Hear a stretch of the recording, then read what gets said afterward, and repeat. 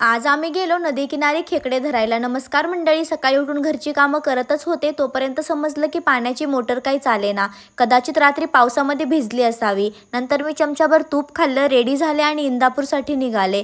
इंदापूरला पोहोचून माझा 2 तासांचा क्लास पूर्ण केला. आज पियाला यायला थोडंसं लेट होत होतं, त्यामुळे मी स्वतः पियाच्या अकॅडमीकडे चालत गेले. जाऊन बघते काय सगळ्यांचं जेवण चालू होतं आणि पिया प्रॅक्टिस करत होते. तोपर्यंत बाहेर पाऊस यायला चालू झालं, तर विचार केला की पाऊस संपेपर्यंत आपण अकॅडमीमध्येच थांबावं. नंतर मी तिथून घरासाठी निघाले. माझ्या पप्पांसाठी डब्बा पॅक केला आणि सरळ नदीकिनारी आले.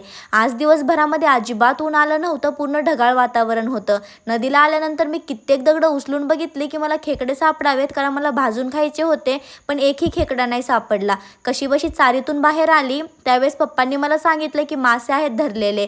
मग ते स्वच्छ केले. तोपर्यंत संध्याकाळ झाली होती. बाहेर पाऊस चालू झाला, त्यामध्ये मासे फ्राय केले. ते खाऊन भिजत भिजत घरासाठी आलो. Thanks for watching.